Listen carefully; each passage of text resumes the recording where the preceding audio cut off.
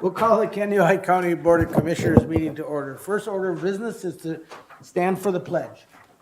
The pledge of allegiance To the flag of the United States of America and to the republic for which it stands, one nation under God, indivisible, with liberty and justice for all. Thank you. So, you all received, in your packet, the agenda. Are there any, additions or changes to the agenda? Mr. Chair, Yes. I would like to add just for discussion, item concerning our ARPA dollars, and it's to do, pertains to our EDC broadband meeting we had yesterday. Okay. Do I need a second for that? Addition to the agenda? I'll second it. So we have a first and a second. All in favor signify by saying aye. Aye. Both same sign. The agenda is amended as motion. Now, next on the agenda is the consent agenda. You all received that. There's quite a few items in there today. Most of them, if not all of them, I'm sure all of them are repeat contracts. So we have the approval of the legal minutes from last meeting. We have the auditor's warrants and claims. We have the contract renewal with Big Stone County, that's the dispatch. We have the 2024 Child Welfare Juvenile Justice Screening Grant. We have the Minnesota County's Computer Cooperative Agreement ratification. 2024 United Community Action Agency Family-Based Services Contract, and Burr Oak Nordic Ski Trail Grant Contract Agreement. All of these are renewing contracts. Is there anything anybody wishes to pull from the consent agenda? Hearing none, I would entertain a motion to accept the consent agenda as presented. So moved. Was that Commissioner Gardner? Yes. Do I hear a second? I'll second it. Commissioner Dale Anderson seconds. All in favor signify by saying aye. Aye. Both same sign. Motion carries. Thank you. All right, now we'll move on to our general business discussion updates. And John Huseby is going to present an award. So John, please come up to the podium and state your name and who you represent. Good morning. Good. Good morning, everyone. I'm John Huseby, I'm District Engineer with MnDOT in District 8. Our district is a 12-county area. We're on the north end. We go almost to Iowa. We're actually one county up, go over to South Dakota and Meeker, McLeod. So we have a 12-county part of west central, southwest Minnesota. And I'm here today to share an award that we received, a national award. It's given out by AASHTO. AASHTO is the American Association of State Highway and Transportation Officials. And every year, there are 4 regions in AASHTO, and every year they solicit nominations for projects that should be recognized for a national award. And we submitted the Wilmer Y project. These awards are called the America's Transportation Awards Competition. It's sponsored not only by AASHTO, but also AAA and the U.S. Chamber of Commerce. And they select the best projects in 3 categories that really focus on making communities safer, stronger, and better. I was able to, with Scott's help, put on a video that was shown at the MASTO conference. So MASTO is Mid-America. It's one of the 4 regions of AASHTO. And I, by coincidence, was going to this conference anyhow a couple months ago. We were recognized with this award. There were 900 people at the conference, a lot of projects nominated, and this is what we heard there. Welcome to the MASTO Region's America's Transportation Awards presentation ceremony. In the Quality of Life Community Development Medium Project Group, the winner is Minnesota Department of Transportation's Wilmar Rail Connector and Industrial Access Design Build Project. This $50 million project delivers direct rail connection between various freight networks in Minnesota. Known locally as Wilmar Y, The venture ensures that fewer trains travel into the residential areas of Wilmar and allows for easier freight transport through the area. The project lessens rail traffic congestion at crossings, enhances safety, minimizes delays, improves air quality, and lowers train noise and greenhouse gas emissions. It also creates a hub for multimodal shipping, benefiting local and regional businesses for years to come. Catering to the growing population, the project incorporated a foundation for economic growth in Wilmar, with the opportunity to expand businesses and bring new jobs to the community. Well, you said locally, we know it as Wilmar. We know it Tell as me wasn't a Wilmar. And it's, and as you saw, it's got a much longer name. MnDOT was the project manager for the project, but we had just exceptional partners. Mel, being one, was just instrumental in this whole project being a success. And it was challenging. It's a public-private partnership. So on the public side, we had the state, the county, the city. We also had the federal government, the Federal Rail Administration, and the Federal Highway Administration. So just really some strong relationships, and we needed that, right? We needed that to reach a contract and agreement with the private part, BNSF, who were very good to work with as well. The award, I wanted to say just a little bit about.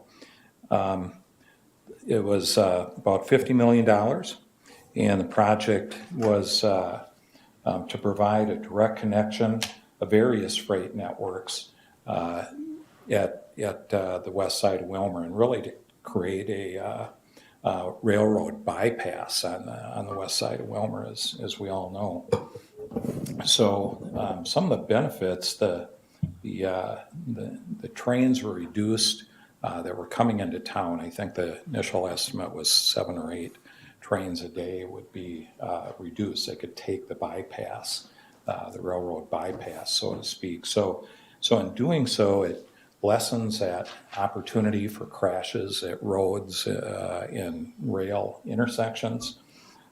It enhanced safety, therefore, it minimized delays, it improved air quality, it lowered the train noise in the community, and it lowered greenhouse gases by not having vehicles sitting there idling.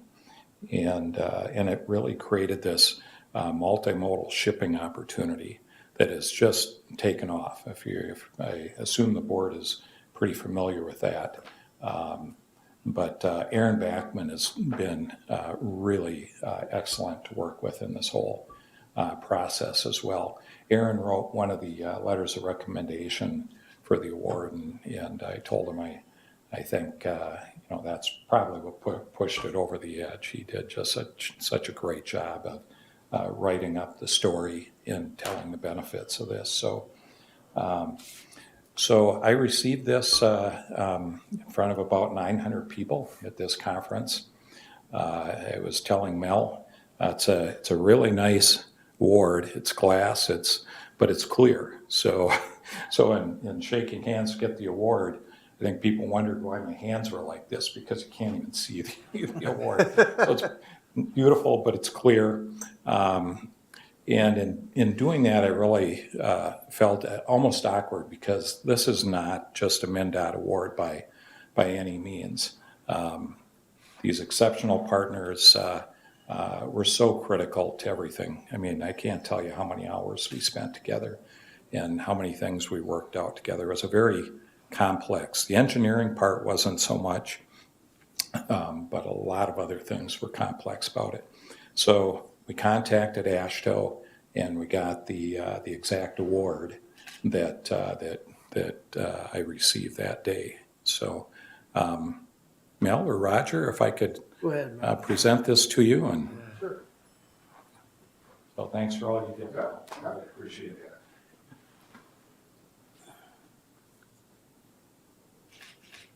He's trying to find the reward. Yeah. I did take one picture and it's not there. It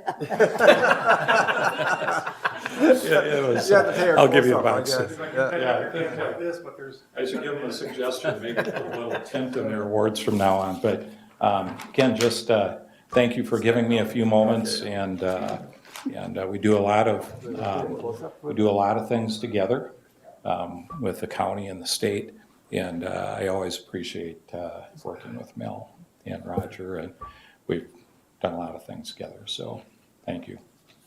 Well, thank you. And I would just add to that, I remember when this process, I was sitting right over there, when BNSF first came with the Wilmer Y, or at that time, a Tiger Grant Yeah. proposal.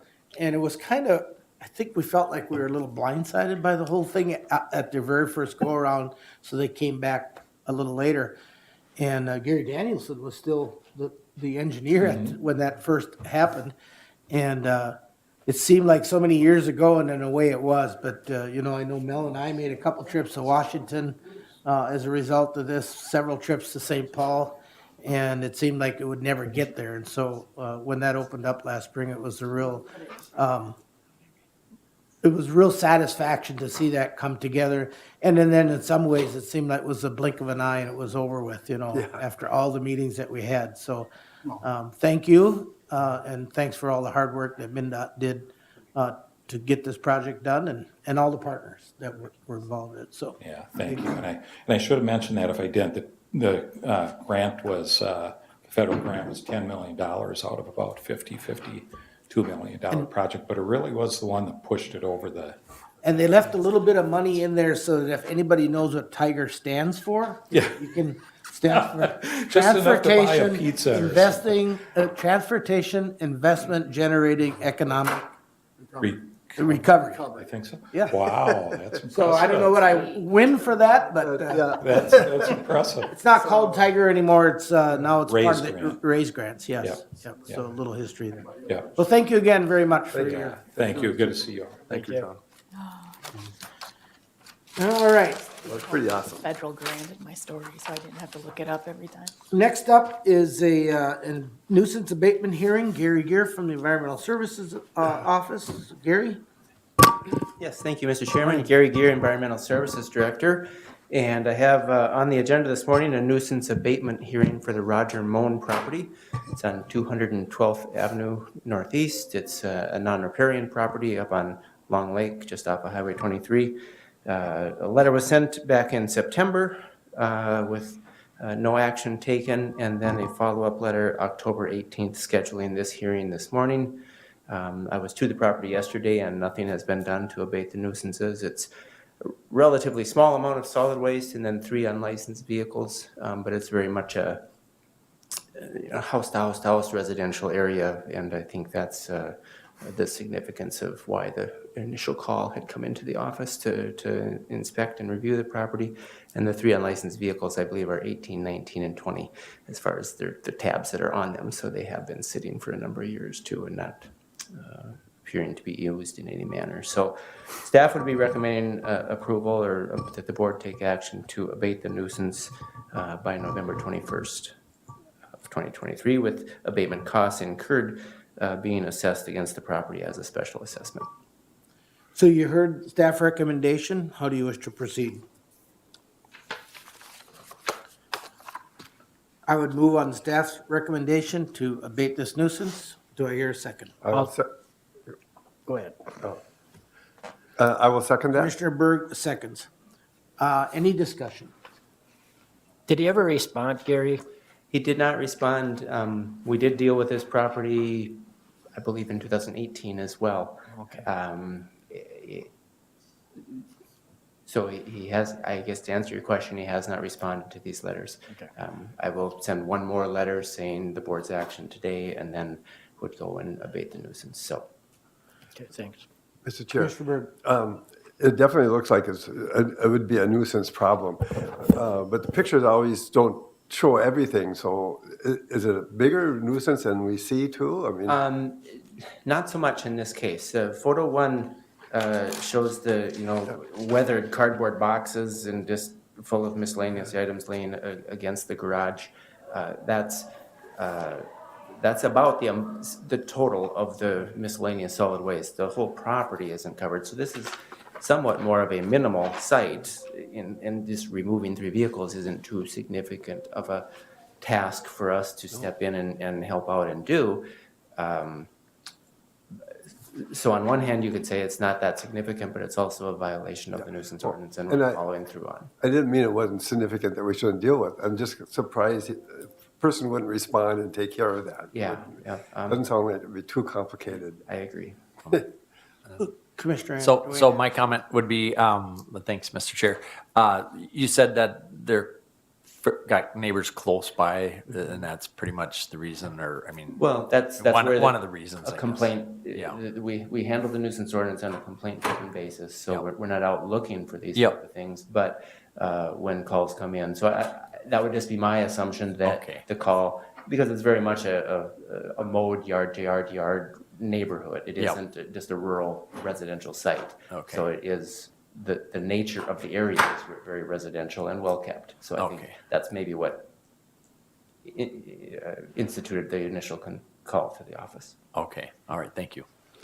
And Gary, when you get these incidences where there is no reaction from the owner, do you look to see if there's any mitigating circumstances that might have caused them not to react, say it's some health issues or something else that's going on? And do we or can we reach out to other family members if we need to? It's hard to find another family member in some instances, but I will go to the site yet myself too and knock on the door and try and, So they're living there? yes, Okay. they are currently living there and have received mail, so not sure why they have not responded. It's, Okay. And what is the process then of the mitigation? How does that work? in this case, normally, I'm working with Public Works to go and with trucks and payloaders, skid loaders, whatever equipment is needed to remove or abate the nuisance. In this case, I would work with a local automobile junkyard, and they would go and pick up the vehicles for us.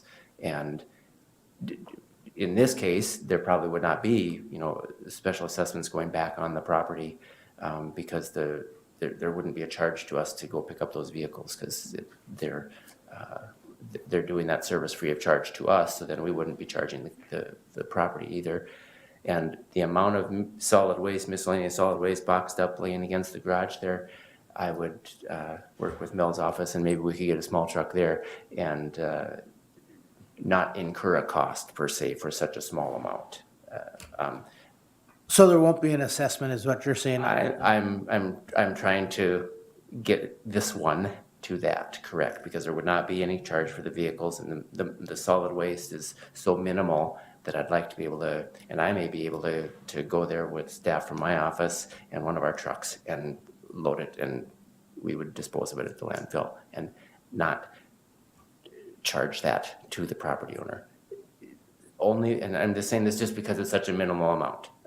The other one that we just approved 2 weeks ago is a complete house, so that's going to be a significant. We've done a couple of those in the past.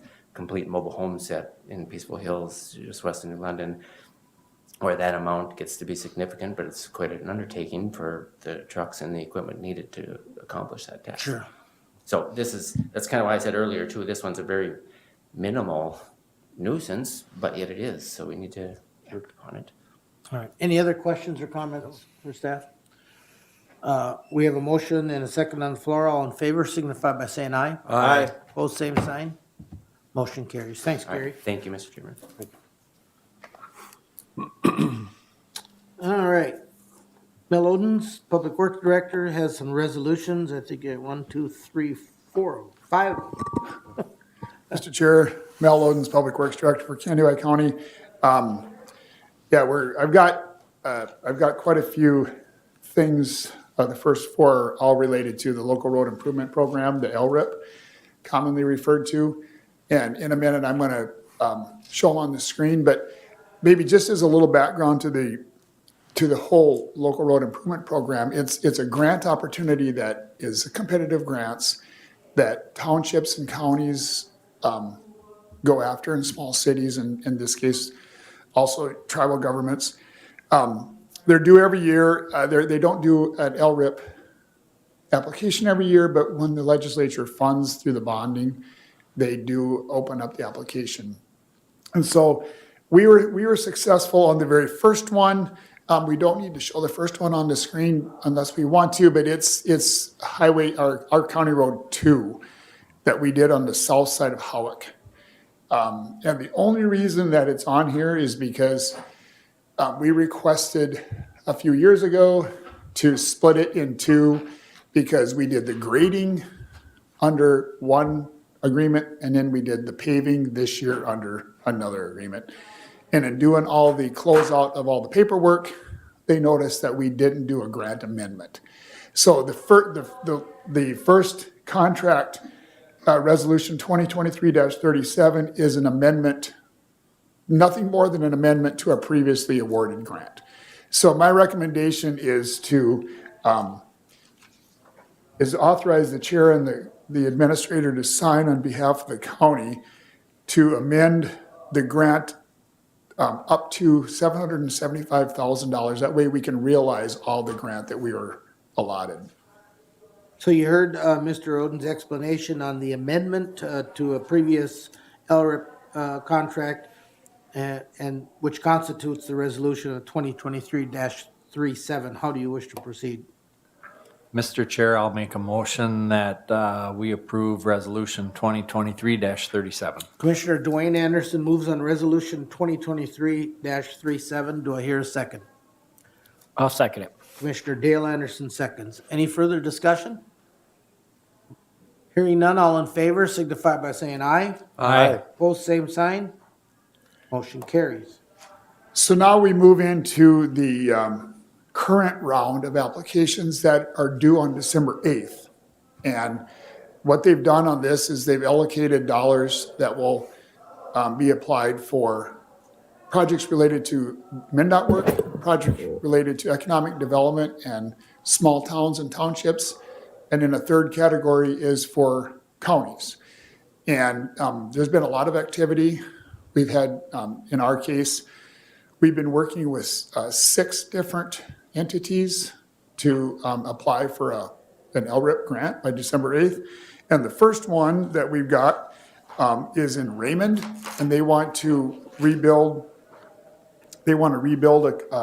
Mason Street from our County Road 12 to, and I can maybe show you on the map, but the reason that they go to the county board is because there's 2 things that are required in the grant. It is that the county sponsor the project. And what I mean by sponsor, be the fiscal agent, because we have the direct connection to state dollars through our accounting system. And then the second thing we need to do is we need to sponsor it.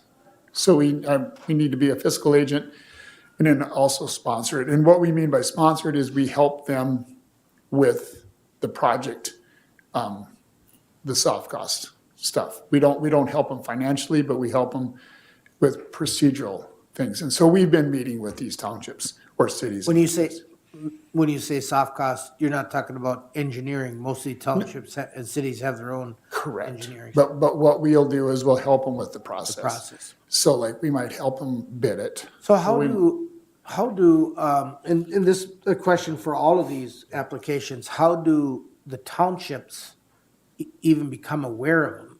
Just because it's been going on forever, or do we? The grant. You bring that to their attention? Grant opportunity? Yes. There's 2 things.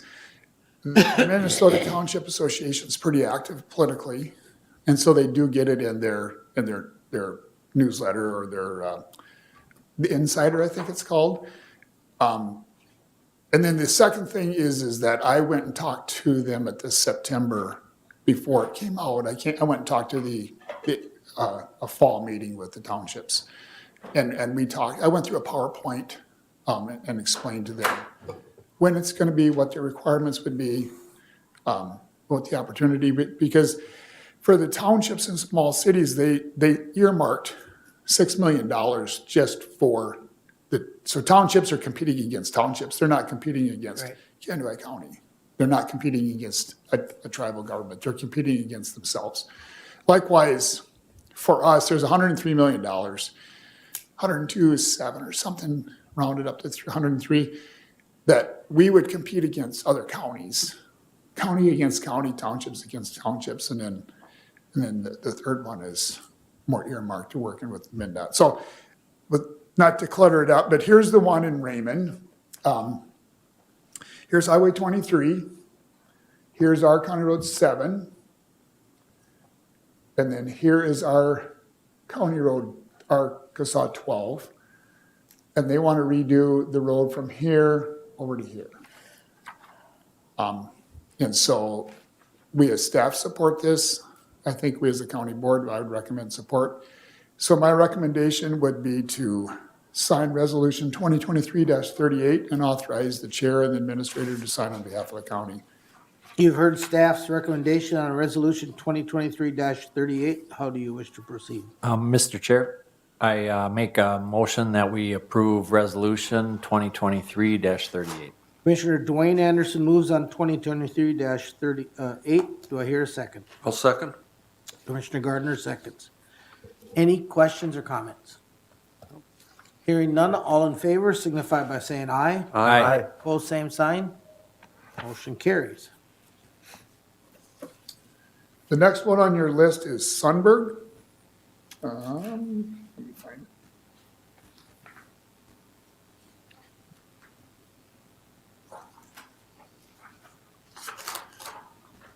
Sunberg is, so it would be the same rationale, same pot of money, the same need for support, a letter of support and or resolution of support and being a fiscal agent. But the city of Sunberg this is our County Road through town. This is north. And there's a road that dead ends, or it's a dead end, but it turns to gravel as you go westerly toward the, I believe the fire station, and I think they have a community ed and rec building in here and the ball field. And then they want to connect, and then the church here. They just want to make this I would probably say the old state aid days, a dustless road. It would be an improved road that would just complete this segment of town that gets heavily traveled, because between the church, the education and fire department, and the ball field, this is probably the center city, if you will, of Sunberg. So we would for sure support this one as well. So the action here would be, once again, to recommend approval and authorize the county chair and administrator to sign resolution 2023-39. So you've heard staff recommendation on resolution 2023-39. I'd entertain a motion for approval. Mr. Chair, I'd make a motion to approve resolution 2023-39. Commissioner Dale Anderson moves on 2023-39. Do I hear a second? I will second. Commissioner Berg seconds. Any discussion or questions? Hearing none, all in favor signify by saying aye. Aye. Both same sign? Okay, and the last one. Well, two more, I see. Well, for LRIP, last one LRIP, for LRIP, yep. So the city of Howick city of Howick, let me start that over. They're an unincorporated town, so they are under the guise of Roseville Township. And so this is the population center of Howick, and there's about 4,000 feet of improved roads within the city of Howick. And here's Highway 23 up here. Recently completed Highway 23, so this picture is a little old. But with Highway 23 complete, and our County Road 2 that we just did, our LRIP is down here, and the connection into town, and the opportunities with the improvement of the Glacial Lakes Trail, the trailhead, once again, being improved over here. Roseville Township is wanting to kind of finish off the whole area where we did a road, the state highway, MnDOT did a road, and they want to rehabilitate the streets within this incorporated, not incorporated, but the city center of Howick. So It's my recommendation to, once again, also support this and authorize the chair and administrator to sign resolution 2023-41. So, staff recommendation for 2023-41 for Roseville Township, how do you wish to proceed? Mr. Chair, I'll make a motion to approve. Commissioner Dale Anderson moves on 2023-41, the chair will second that. Any discussion or comments? I would just comment that Howick being an unincorporated village, we think of it as a town, but they take a lot of pride in their little community. They got a park and the township, pays a lot of attention to Howick and as they should, and they have a very good working relationship. I get calls from there occasionally and they're all always positive about making Howick a better community, so support that a lot. So all in favor signify by saying aye. Aye. Opposed, same sign. Motion carries. So now we'll pivot a little bit. You'll still stay up there. You have another resolution regarding Yep. the wastewater treatment facility. Yeah, so you've seen this before. We just had Road and Bridge here last week. Corey Smith is the director out at the Glacial Lakes Water and Wastewater System. And we have a plant upgrade. This is going to be on plant, and it's going to be for regulatory requirements and then outdated or aging equipment. And so we don't probably need to go into it a lot, but we did list the components that will be replaced. In essence, it's going to be, to the person that's driving by, you might not notice it looking a lot different when it's done. The only thing you would notice is the expansion to the administration building to the east, to add a conference room and some offices and a reception area. But everything else within the system is going to pretty much be replaced. And as we talked last week at Road and Bridge, it's a wastewater plant, so people don't quit using water. People don't quit doing anything, and so they want their services to be continued as we rehabilitate our system. It does probably increase cost a little bit because you can't just shut a building down. You gotta operate half the building and then flip it and do the other half. So it is expensive, but it's my recommend, the plans and specs are complete. They've been vetted through the Glacial Lakes Commission. They've been vetted through the Budget Committee. They've been vetted through ours. We did a tour last week. So it's my recommendation to accept the plans and bid, or accept the plans and specs and authorize for a January 18, 2024 bid. So you've heard staff recommendation on resolution 2023-40. How do you wish to proceed? I will move on that resolution 2023-40. Do I hear a second? I'll second. Okay. Commissioner Gardner seconds. Any further discussion? Mr. Chair. Yes. Thank you. Mel, just very briefly, we've talked about this previously. The project is 13.7 million, and we're expecting a grant.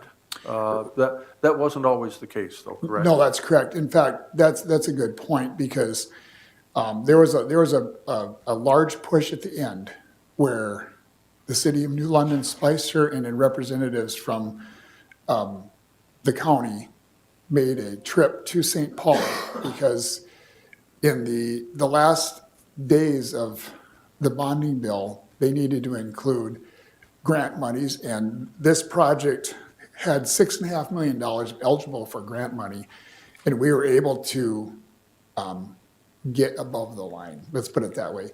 So the way you get that money is you actually let the bid, and then you apply for your reimbursement. And so we're eligible for $6.5 million of the project is 13.7, but there's the construction estimate is about 11.6.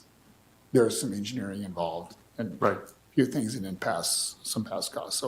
So that's a good point. We when we did our rate study, we didn't plan on getting any money because we did the worst case scenario, but it looks like we're going to be able to get up to $6.5 million. And that's where I wanted to get to on this, is that the impact upon the ratepayers is Yes. anticipated to be less than what it was originally. Correct, and that's going to help on the debt service part of the rate. Yes, Outstanding. yes. Thank you. Yep. Any other questions or comments? Hearing none, all in favor signify by saying aye. Aye. Opposed, same sign. Motion carries.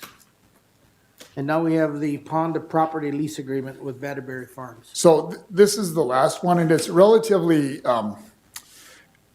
probably not significant, other than we're doing some housework or cleanup, just some housekeeping items.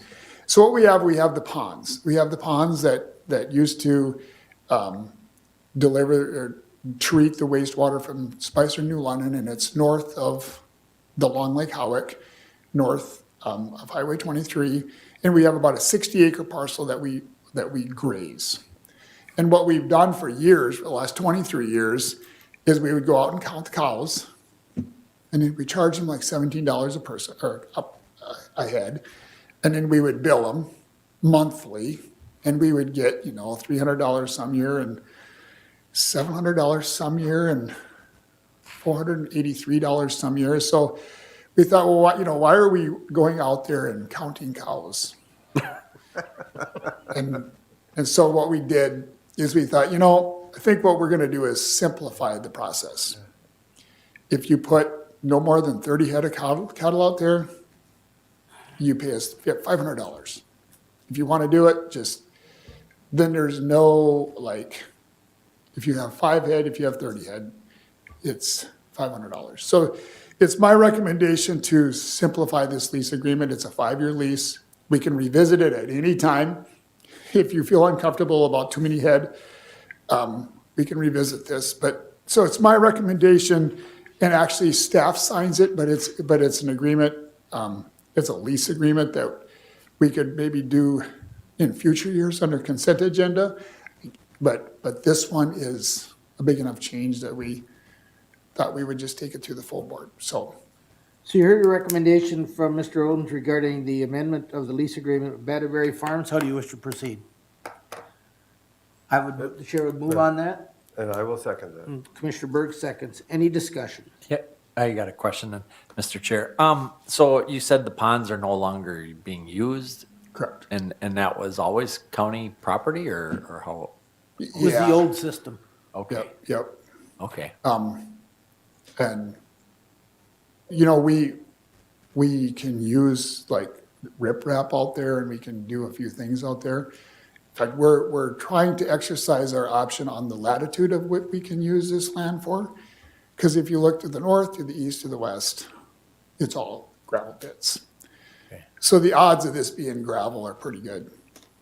And so we're trying to decide, but it was bought with federal dollars, and so there's probably some limits to what you can do on this land. In fact, if you sell it, you have to pay them back. Okay, I was just wondering if there was a reason why we weren't selling it, because maybe it's because of liability of, because it was former There might be stabilization gold in them ponds. Dar Hills. Yeah, so, No, okay, that was just my, Yeah, you would why I be a was asking, payback. so. And I think we would have more value to keep the land okay, and use the resources in it than to sell it for the value of the egg price. all right.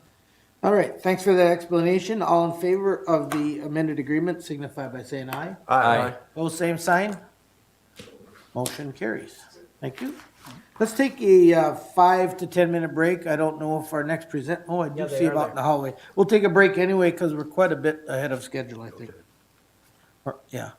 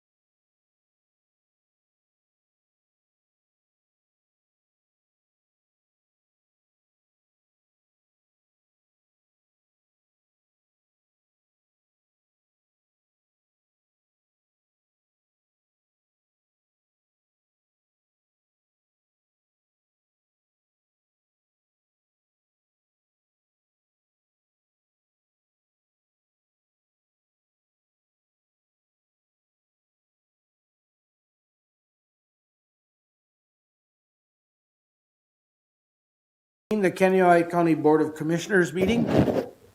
Next up on our agenda is the land acquisition at Prairie Woods Environmental Learning Center. Scott Gloop, are you going to be presenting, or Jennifer? Or who's- Okay, come on up to the podium and identify yourself for the record and who you're representing. Good morning. I'm Jennifer Swenson, Executive Director of Prairie Woods Environmental Learning Center. And I'm Scott Gloop. I'm currently serving as the chairman of the governing board for Prairie Woods. So the reason we're here today is I wanted to give you an update on a recent land acquisition. You should have a letter from Pheasants Forever in your packet. I'm going to go back and provide a little bit of history here to provide the importance of this acquisition for us. So if you look at your map, the area that we're buying is identified in that white and red line.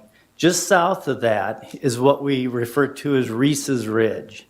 It's a beautiful, real steep esker that we purchased probably 6 years ago. The people that owned it at the time wanted us to buy that. Just to the south of that is land owned by the county, which is part of Prairie Woods. And then about 3 years ago, we had an opportunity to work with Pheasants Forever to purchase the 2 tracts known as the Soggy and Burr Oak Incorporated land that's shown in pink, that's right on the south shoreline of Florida Lake. And we worked with the local chapter, Pheasants Forever, and secured some funding from the outdoor amendment to purchase that land.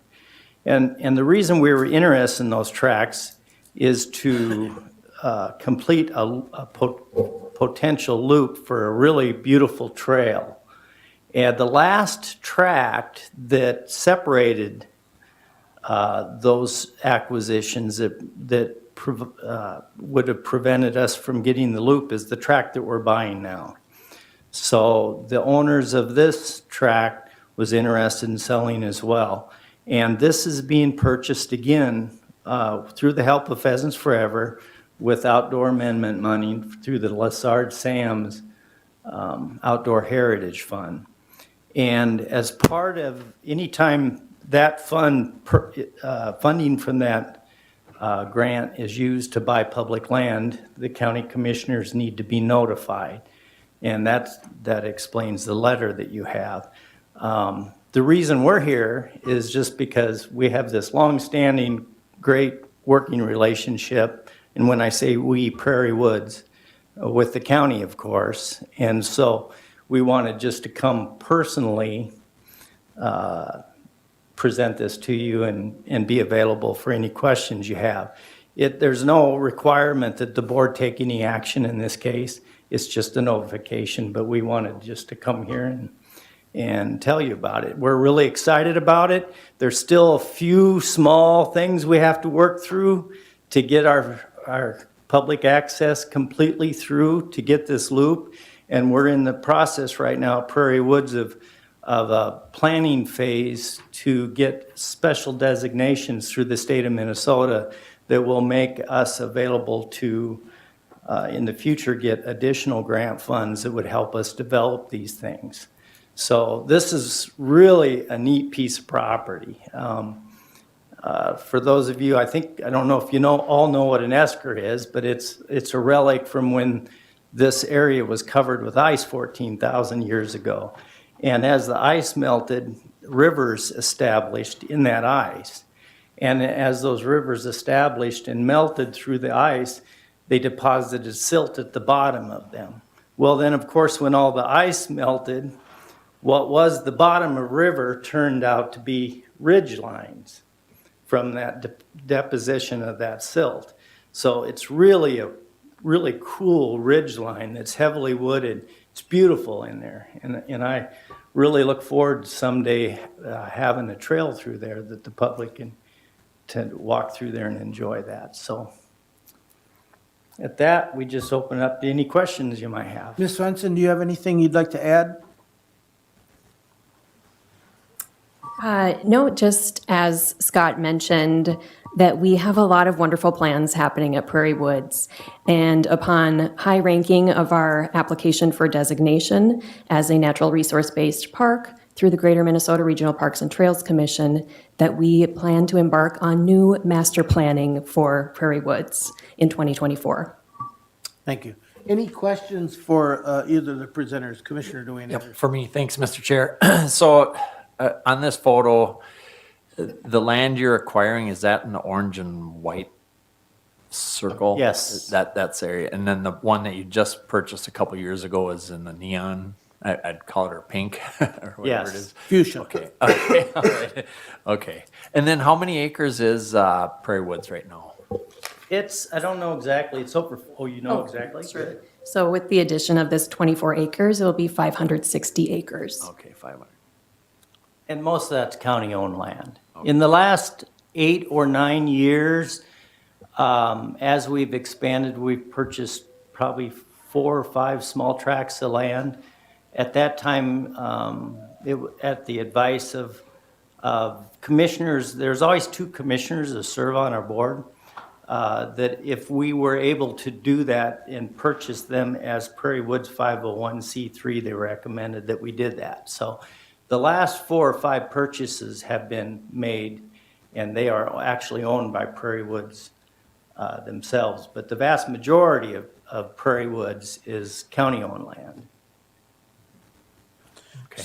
And then I have just one other. So the reason why I'm kind of asking about it, I think this looks like a good type of acquisition, but it does get taken off the tax rolls, I believe, eventually, and when it gets transferred over to the county, correct? I mean, It will if we apply to have it okay, taken off the tax rolls. okay, So, and we do qualify. okay, For yeah. that.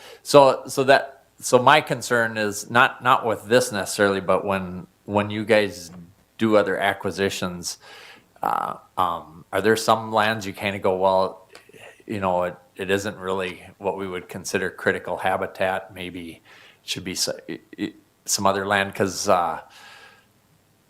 my concern is that you take it off tax rolls, and there is other land that maybe would be better, better use to be taken off. More critical habitat in some cases, not this one necessarily, but it's that maybe it would have been better to keep it as farmland, some lands, but then not to. I don't know, I'm kind of digging a hole here. But do you understand what I'm saying? Sometimes you maybe look at some land and you kind of go, I don't think it's a use for pheasants forever for us. And maybe we have other land that we want to take off. Do you understand where I'm getting at? More critical habitat? And I'm speaking for Prairie Woods here. Yep, okay. Okay. Let's make that very Okay, so you're wearing the Prairie Woods cap, not the Exactly. Okay, all right. I'm on leave. But do you guys look at that when you look at? Well, speaking for Prairie Woods, I would just say that all of the acquisitions we've made in the last 7 or 8 years, our lands, none of them were farmed. Okay, They all are in a fairly natural state. They were kept that way by previous owners. And in the case of Prairie Woods, and we're going through our long-term planning now, I don't see where we're targeting any other expansion. okay, These opportunities came up because of the potential of the development of the trail. We're not looking to just have more land to manage because we've got enough, to keep us busy managing what we have. The main purpose of these 4 acquisitions is for that trail. okay. So, Although 24 more acres for you to go out and cut brush on probably would keep you young longer. yeah, if I don't drop a tree on myself. I think from my understanding, and you can correct me if I'm wrong, much of this acquisition in the last couple of years is not really prime development land either for lakeshore property, was it? And that's why it became available? Yeah, Reese Ridge, yeah, you couldn't even get access to that. And the 2 tracks along the lake that was purchased about 3 years ago, that actually, the county's was trying to buy that for the last 20-some years. There's That's the been Saudi many efforts made over 20 years to purchase that by the county. An opportunity just presented itself a few years back for us to work with Pheasants Forever to purchase it. And you're talking about the Soggy property on that one. Soggy and. I don't think I was a commissioner yet when I heard about that one for the first time, and that was probably halfway through that process, so things don't happen that quickly. So, any other comments or questions? Go ahead. Yes, just real quickly. First off, I'd like to thank Pheasants Forever, our local chapters. They do such a great job being supportive of what's taking place, and this is one more. It's good to see you here and being part of this. I want to say thank you for that. But also kind of off the topic, earlier on our consent agenda, we approved kind of an ongoing agreement for the Burr Oaks Nordic Ski Trail grant to maintain that. Where is that on the map? Is that part of this whole thing? We maintain 11 miles of trails at Prairie Woods. Yeah. This new trail area is heavily wooded, slopey elevation, so we won't be grooming that for cross-country skiing, but certainly snowshoeing. Okay, but for this grant, the dollars are used, is that the pink area then? And some of the trails through there? Or where are the trails in? So our 11 miles of trails run all throughout this area here. Okay. And Okay. we would have the ability to add an additional trail running along this new property, Oh, so you even expanded it, an additional loop. okay. Well, I haven't cross-country skied there, so I didn't know exactly where they went. So it's the regular trails that just groom those, basically, right? All right, thank you. All right, any other questions? Is this, no, we do not need any sort of approval. This is information and Thank you. courtesy call. Sir, if you want to come up and, to the podium and state your name and who you represent, you're welcome. I'm Kevin Oxendorf. I am the president of Kennesaw County Pheasants Forever. Just on a personal note, basically, in reference to Mr. Anderson, there's a lot of these folks that approach us with land that they want put into conservation. They want it saved for that. They don't want it traded, even though it's decent farmland, they don't want it traded. This is very personal to them, and this is what they want. And it's not trying to step on any farmers' toes, anything else. It's just a request by these people, so I just wanted to point that out. And you, you're the Kennesaw County Pheasants Forever chapter president at this Yes, I moment? am. Okay, thank you. Yeah. All right. Any other comments or questions?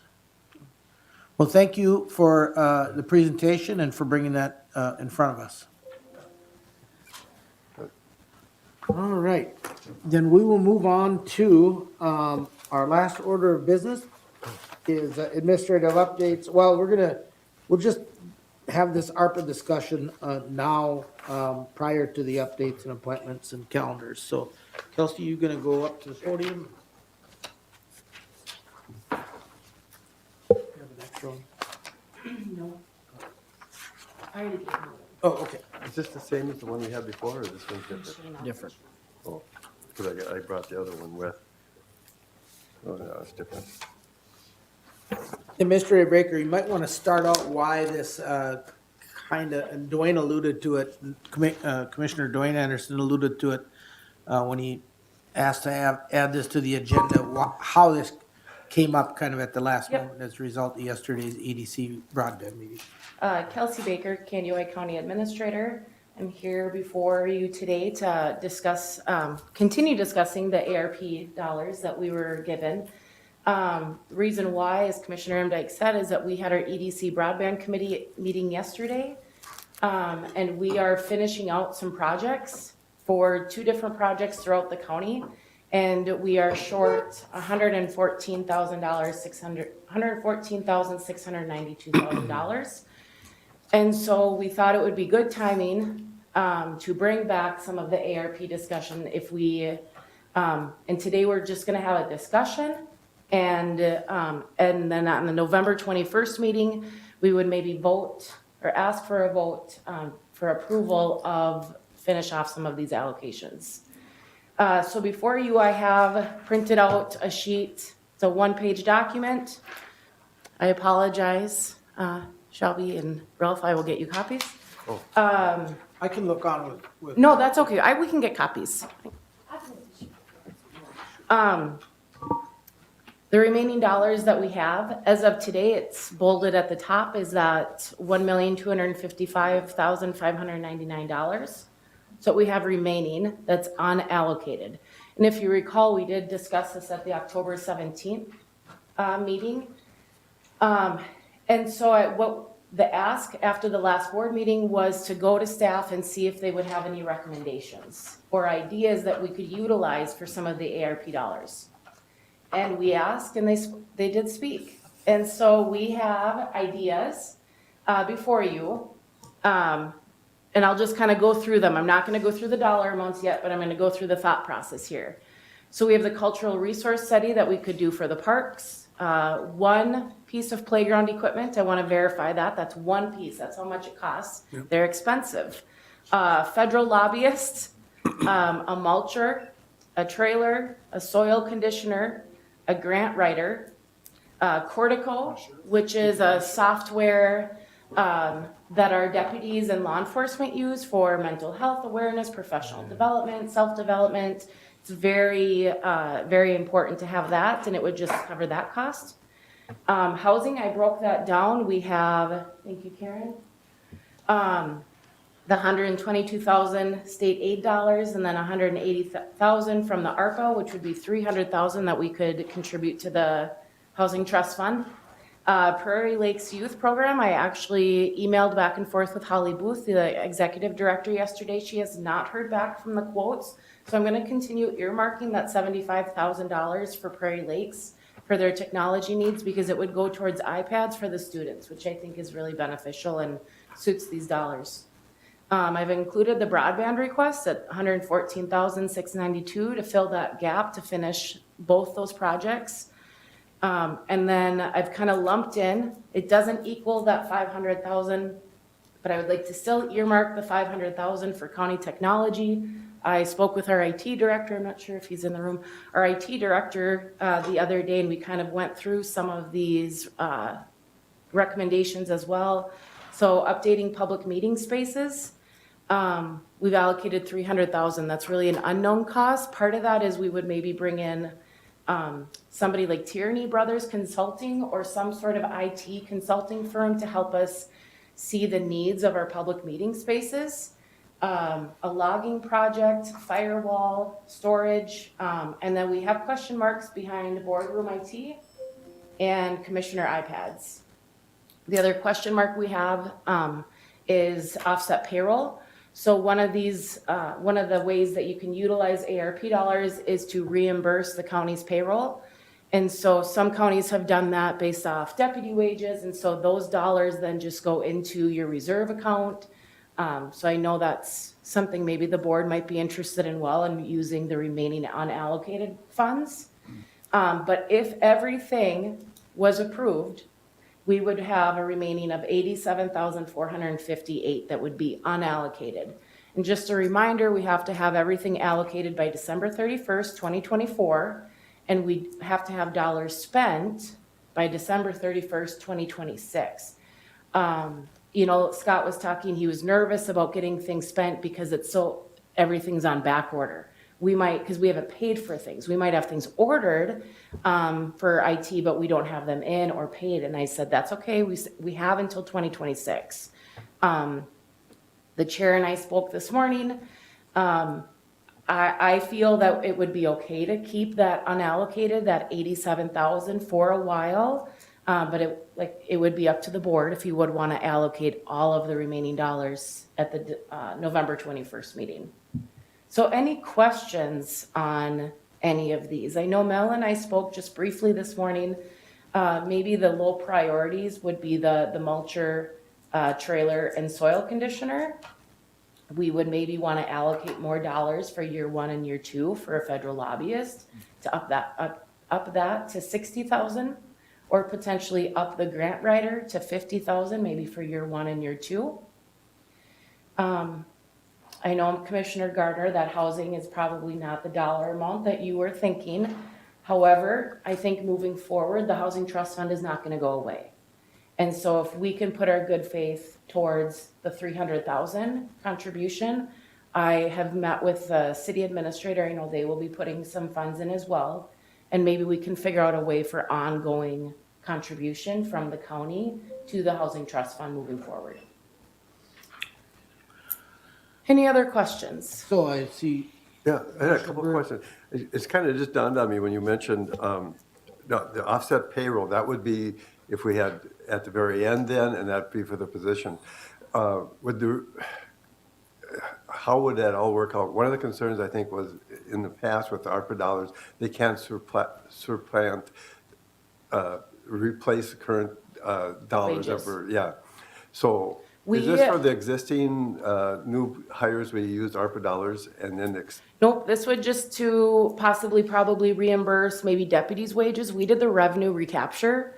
So that was something with the ARP dollars that you also had to sign up for when you received these federal dollars. So Karen was telling me, because we did that revenue recapture, we can recapture then our payroll. Okay, so it's not supplanted So dollars. that is Good. And then also a couple of questions. The logging project, what was that?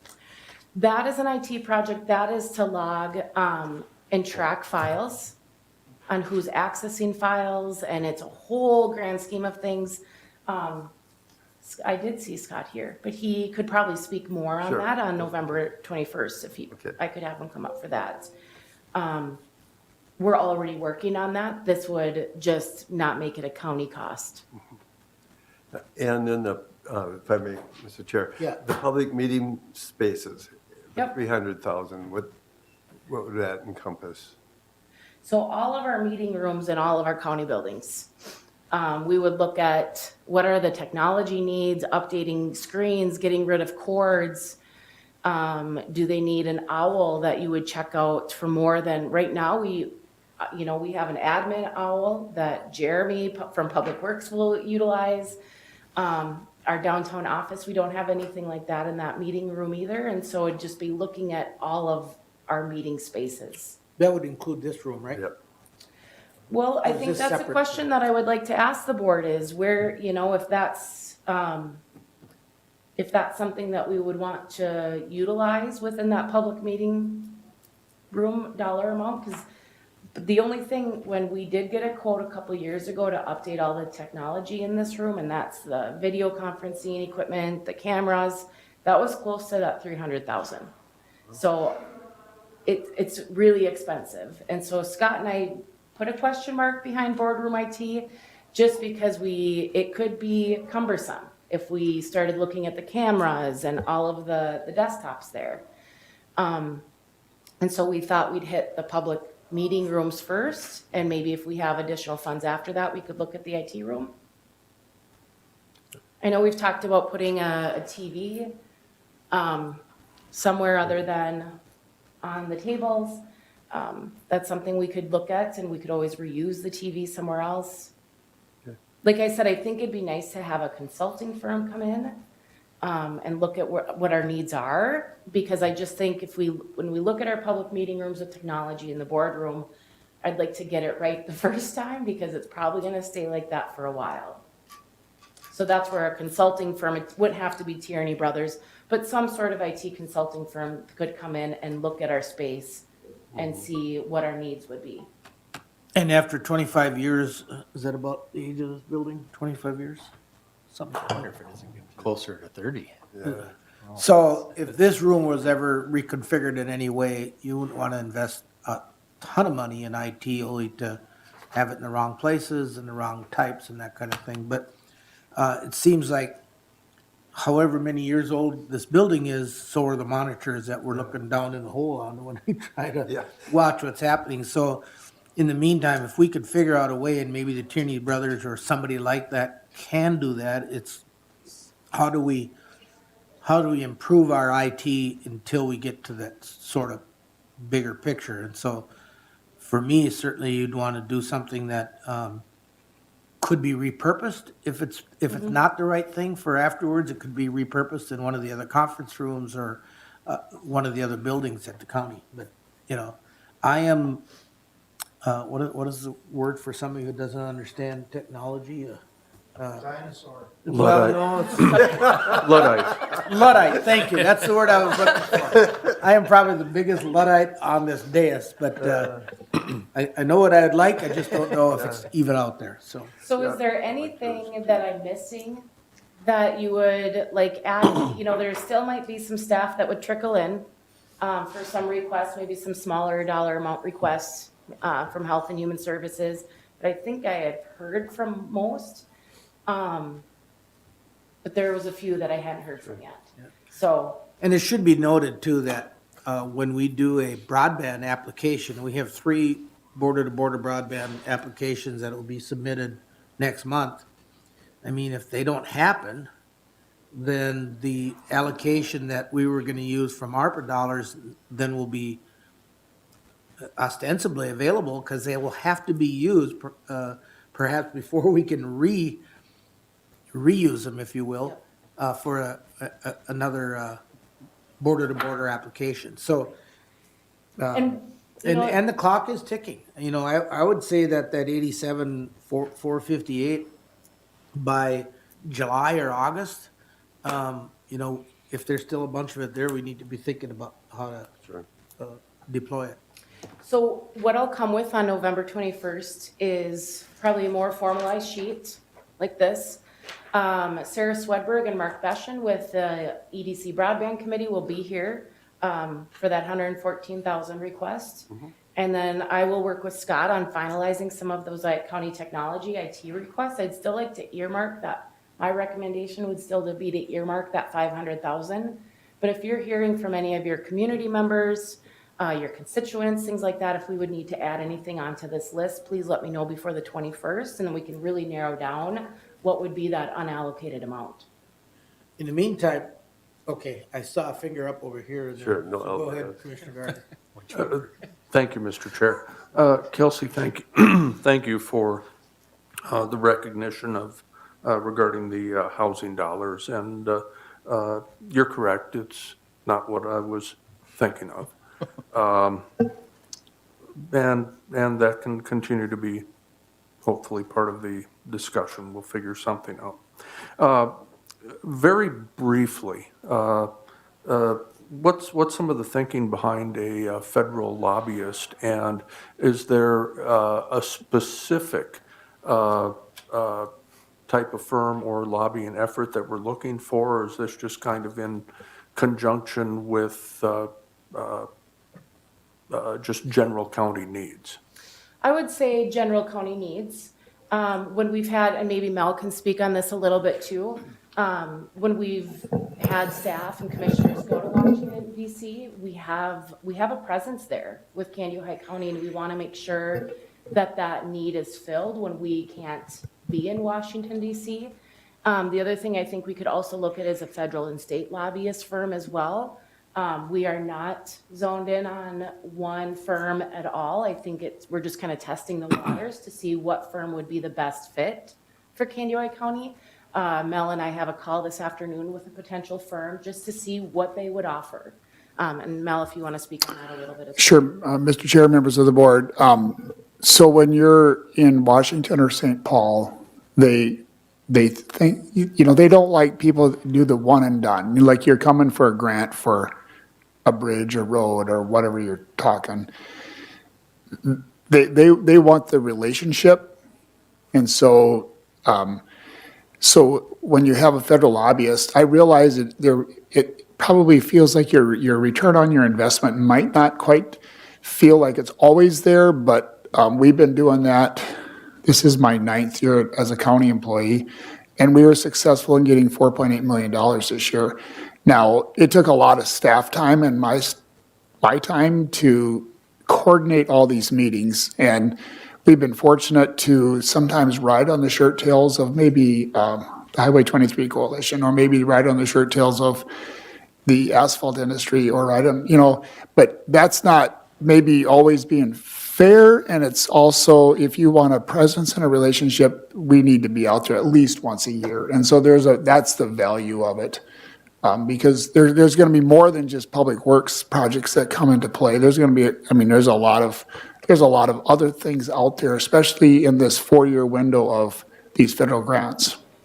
And if I may, real quick, before you comment, Commissioner Gardner, in the past, we've focused on public works and transportation, and this would take that one step further. What other opportunities could we capitalize on for all departments within Kandiyohi County? And I just wanted to mention that this isn't something that's unfamiliar to either Mel or I, going back to our time with the city, where for years they had a federal lobbyist working on their behalf behind the scenes. It was a relatively small number that they were investing in that, but the return overall, if I recall correctly, was fairly positive in the results that the city got. So I'm open to the idea.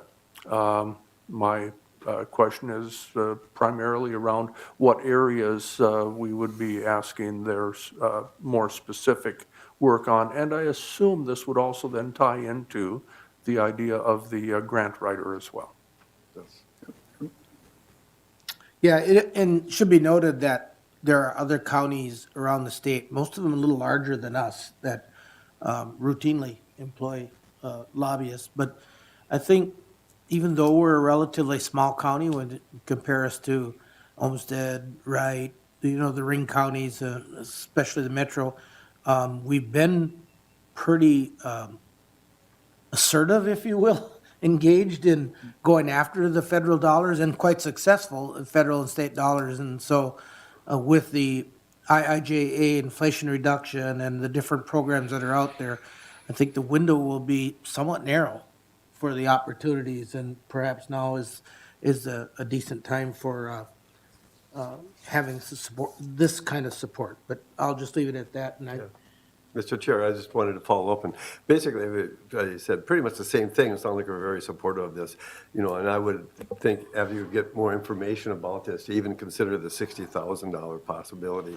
And you mentioned, larger counties often do this, but I think it's not uncommon for even smaller counties than us. And I believe there's a couple small counties right near us that do this, so we wouldn't be alone in looking at using the dollars, and that would definitely make it possible to save levy dollars in the long run. This is a good step in that direction, and using these ARPA dollars. It's not even using ARPA dollars to save levy dollars.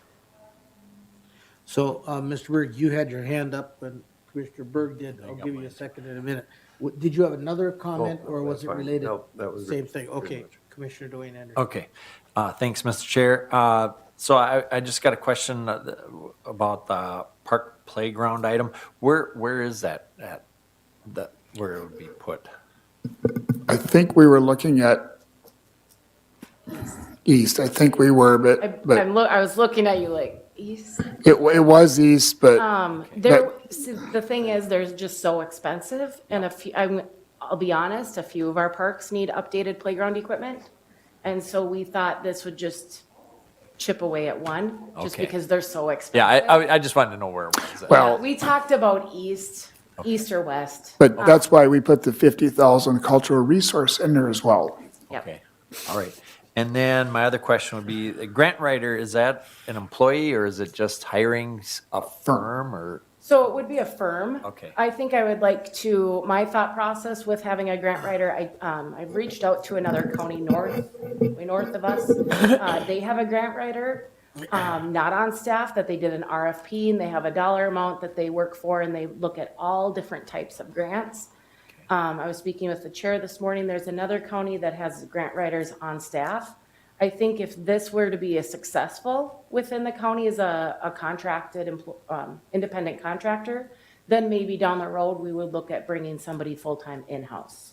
But I think I would like to try that more just as an RFP to see the success rate that we would have. Thank you. Other questions? Well, I think it was timely for us to, because the clock is ticking on these dollars, and it was timely for us to have this conversation, even though we're not making a decision today. It should be able to shorten the conversation on the agenda. Yeah. And if you have Yeah, more it's thoughts, it's just a quick thing. this is a very Yep. casual conversation, so if you, Yep. So my comment is I wanted it brought up so that we can have time to think about it and that it just doesn't get dumped on us like because the next meeting we have to decide with Yep. EDC broadband dollars. So that's why I was concerned that it got brought up today so we could have a couple weeks to think about it. So yeah, and I think to your point, Dwayne and I sit on the broadband committee, and this there's some urgency to this because the applications are due December 7th, I think. yes. And Yeah, so, 7th or 8th. as you know, our next meeting, our December meeting is going to be after the 7th. So we have to have an answer by the 21st. And so hence the conversation today. So I appreciate you accommodating, everybody accommodating us on getting that conversation going. So. And I appreciate your feedback after the October 17th meeting. So I will say it again, if you have any other comments regarding this handout today prior to the next board meeting, if you would let me know, and I'll touch base with all department heads, make sure they have any other requests. I'll maybe work with Mel on maybe we up the lobbyists and grant writer and take out some of that other equipment. We'll work on that, but we'll have more of a finalized staff recommendation for the November 21st meeting.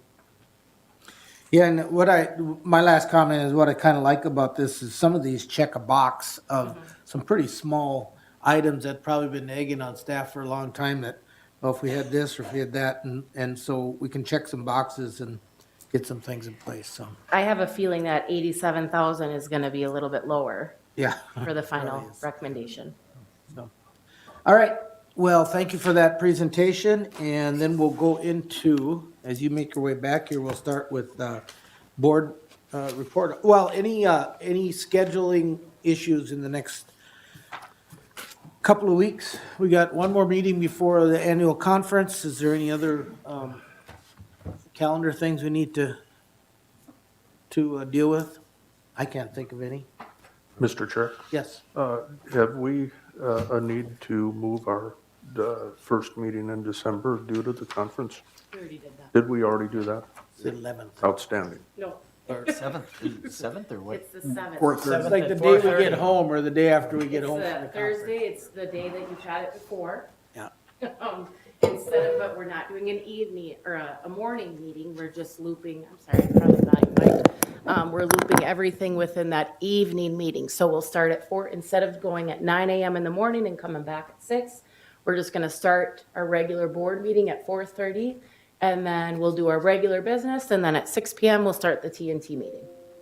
And some of you may have received an invite from Southern Minnesota Beet Sugar for their annual meeting, and this has been about the third year in a row that conflicts. So if they really want us there, maybe they would consider a different week for their deal. But I think they're doing it as a courtesy, and I enjoyed going there and visiting with the growers, but so we won't be able to do that. All right, who wants to start with report outs? Corky, are you ready?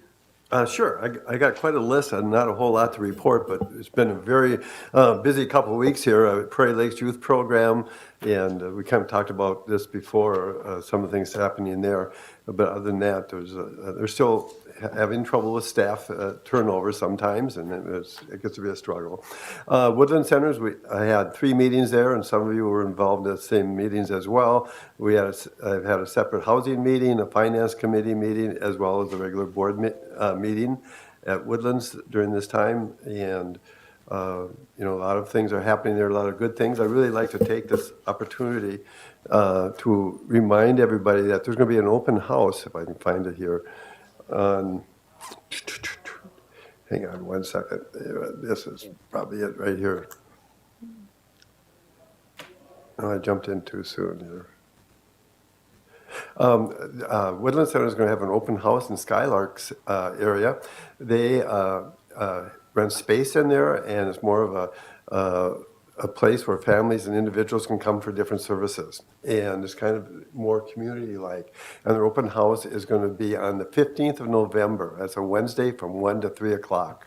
And there'll be some light snacks and refreshments will be provided.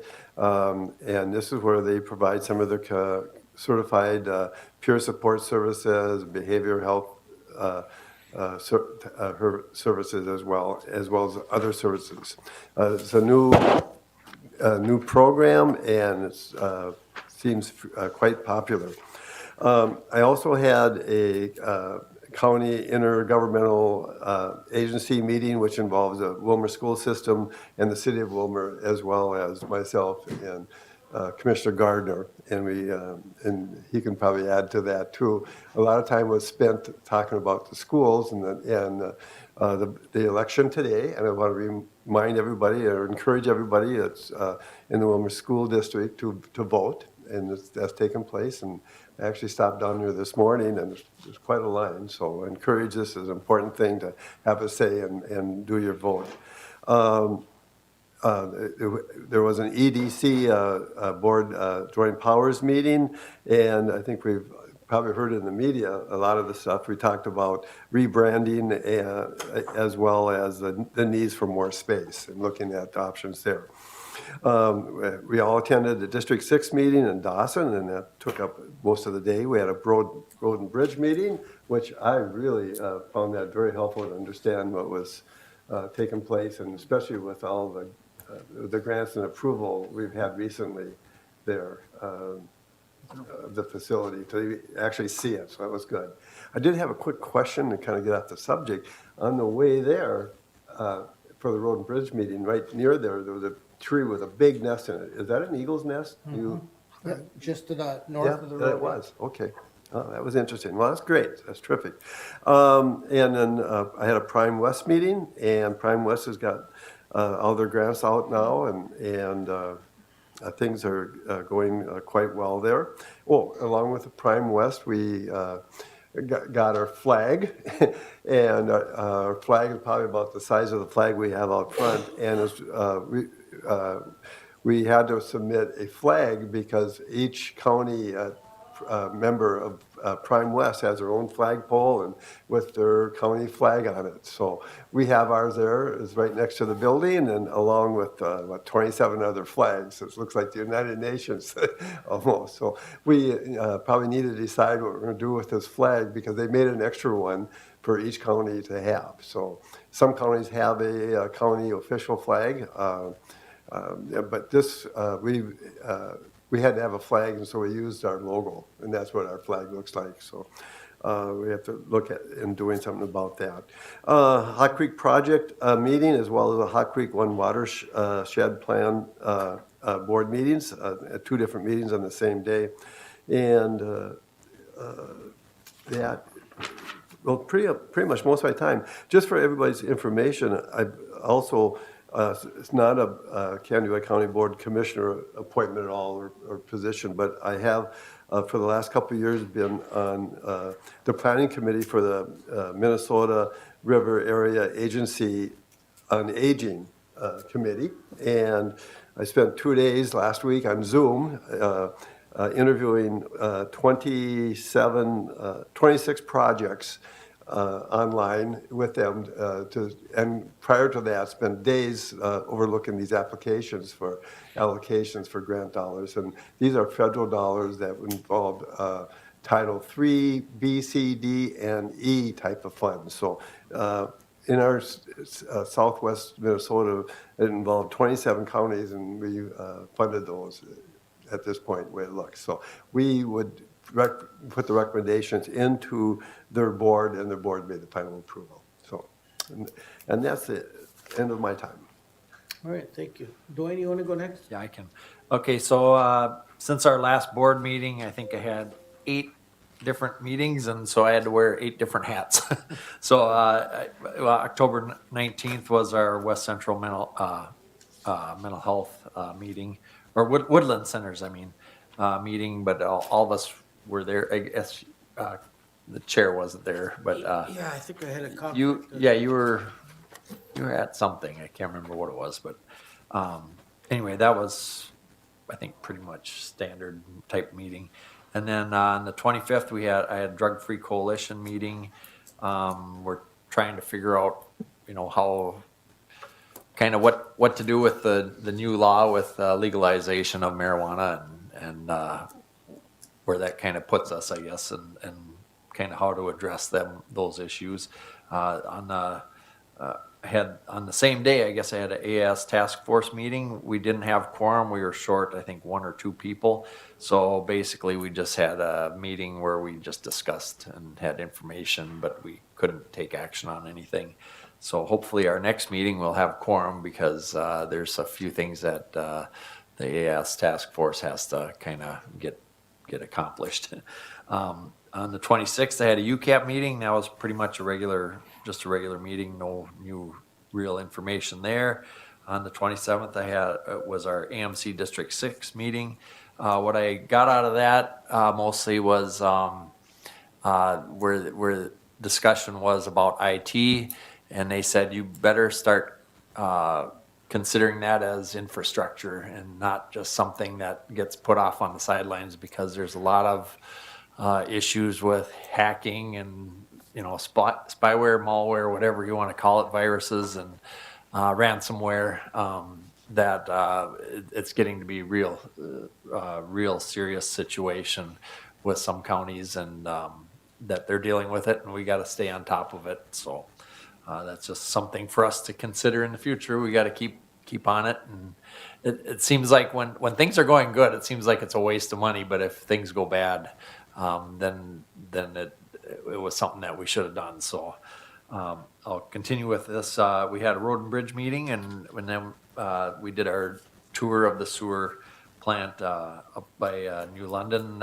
For me, that was kind of interesting. I'd heard a lot about it in the last 3 years, and over the years before I was a commissioner. So it was nice to finally tour the plant. And then yesterday we had a EDC broadband meeting, and that's where I brought up the issue that we should discuss ARPA dollars, because with costs going up a little bit, I think they came over what they originally thought the expenses would be, or the cost would be, for putting in high-speed internet. Let's see, then I also had a CEC meeting yesterday, County Extension Committee. One thing out of that was we have an appointment that we need to make. Peggy Karsten, she's getting off the board now because she's kind of termed out. And I think that's in Commissioner Berg's district, so you might want to think of a name. Otherwise, there is somebody that they have in mind, but it wouldn't be in your district. So I don't know if you might want to keep it in your area if that's possible. So if you have a name or two, Yes. it'd be nice to get it to us sometime. And then also, if anybody has a name of any farm family or family recognition for farming in the county, that's coming up. We're going to have to get moving on that in February, so that we can recognize somebody in the county. And it doesn't just have to be like what we consider traditional farming. I know they're thinking of a name up in the New London area that they decided to go into farming and grow vegetables because they thought grocery prices were getting too high, and they thought they could do a better job. And so it's kind of the farm to the kitchen table, basically. It'll be they're a good idea to have for recognizing too. So it can be a broad range of names that could be brought up. Also, I want to bring up that this November 10th is Veterans Day, and so thank a veteran. So that's my report. Yeah, two things you triggered a thought for me, Commissioner Anderson. Is one on the broadband meeting yesterday.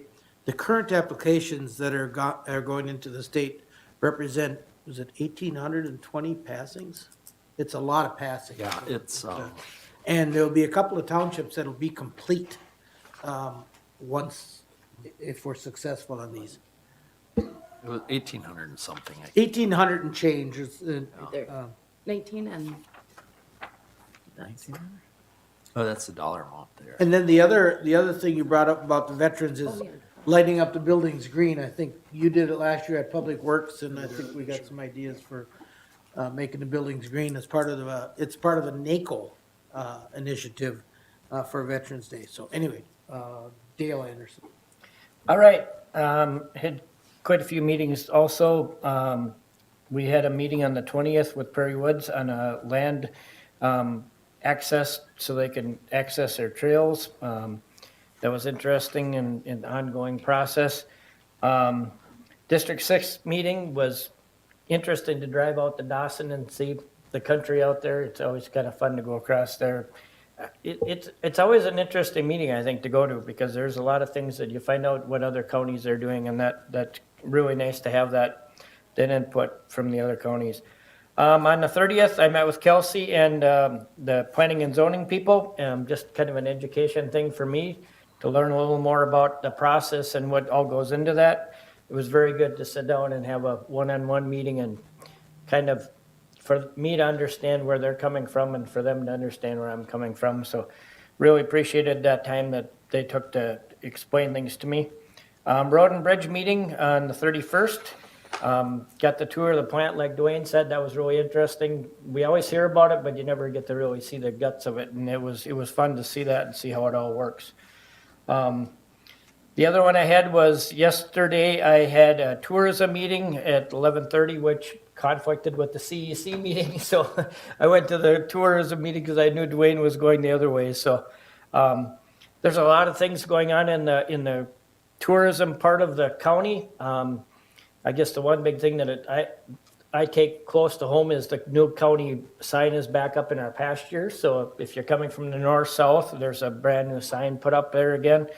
And that gets expensive when them signs get damaged. It was almost $3,300 to replace that sign. So it gets to be a big thing for them to keep them signs up and going.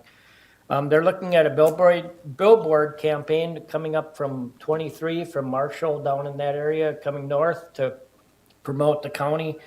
Looking at different shows for this winter, the sportsman shows in Omaha, Sioux Falls, St. Cloud, and Minneapolis, for handing out information about our county and what we offer here.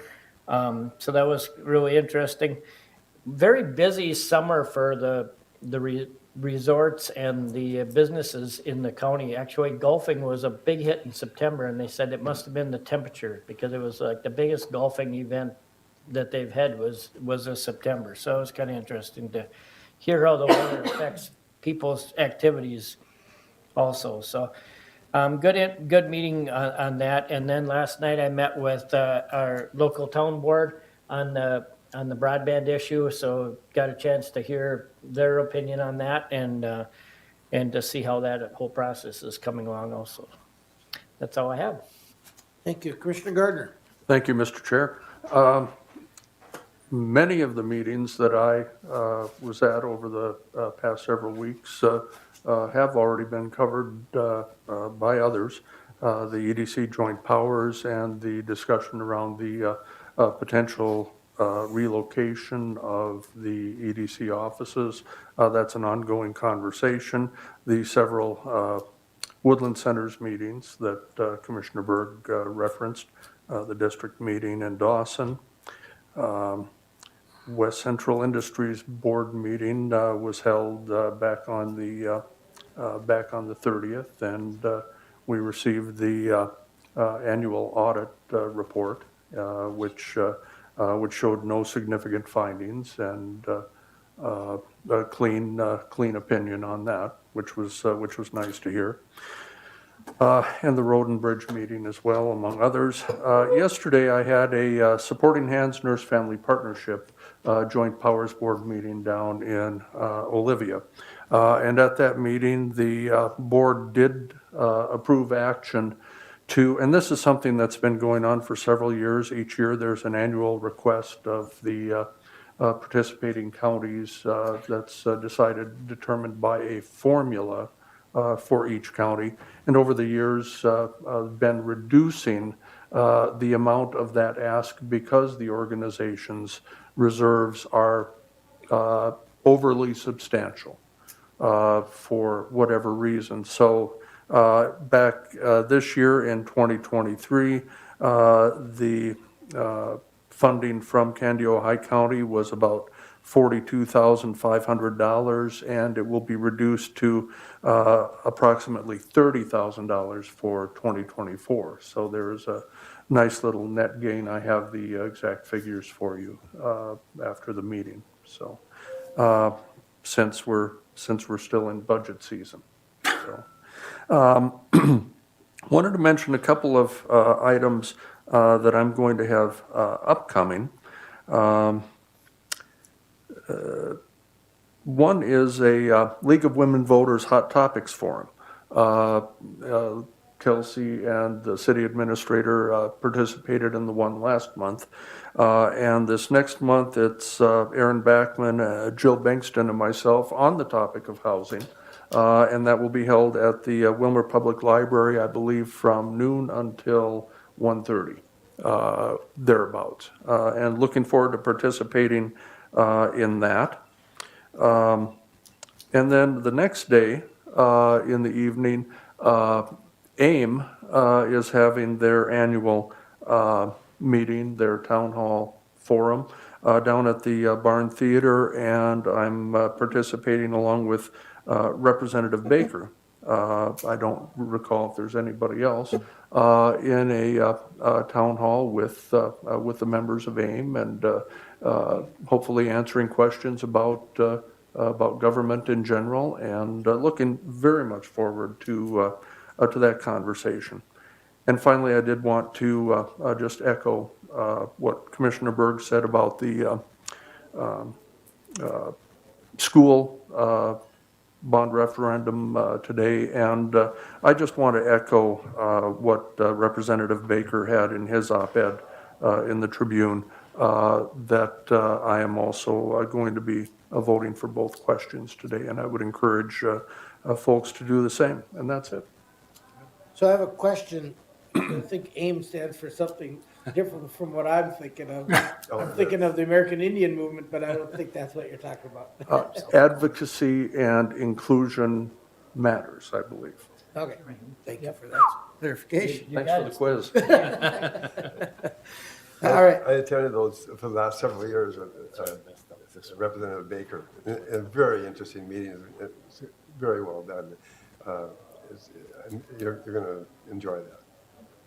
So, and Commissioner Gardner is absolutely correct that you've eliminated a lot of the things that I would have otherwise talked about. I don't see anything that is different than what has been, other than I'm on planning and zoning, and last week we did the viewing of the proposed golf course, and next Monday is the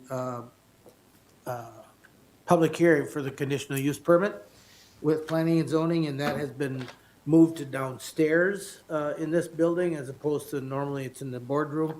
And I did have a question, which I don't know, maybe Shane is the best one to answer this.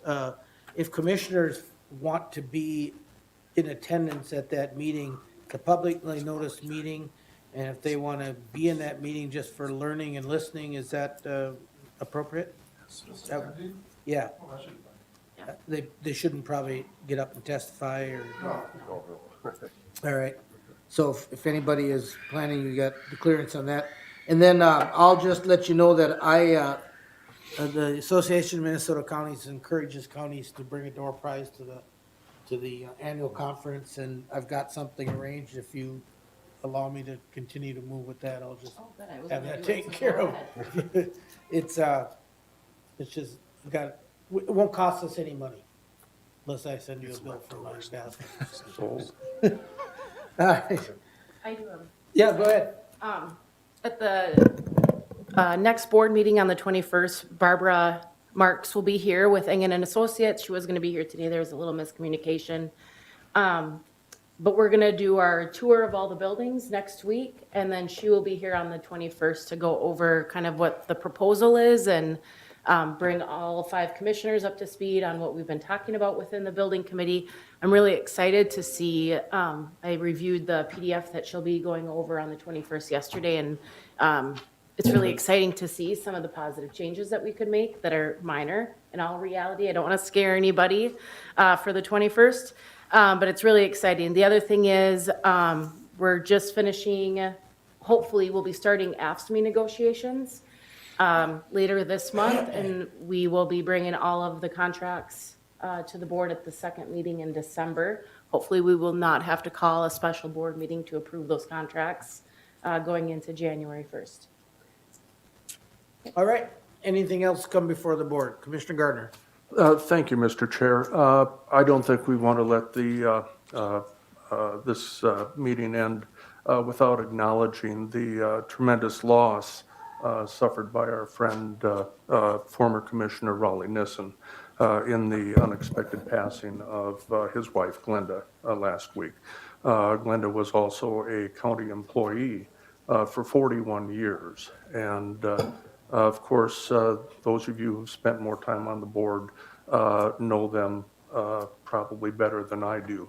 And so I just wanted to remind us to keep them, Raleigh and his family, in our thoughts and prayers. And if anyone else has anything they wanted to say on that, I didn't want to have us forget not to mention that today. Thank you for that reminder. I'm just, when I heard that, I'm thinking, boy, I'm so glad they made a trip to Italy. It was Italy, right? 3 years ago or something like that? No, it's probably 5 years ago, because I think it was their 50th anniversary. So good thing they got that thing in when they did. So, but thanks again for that notation. So anything else coming before the board? Then we are adjourned.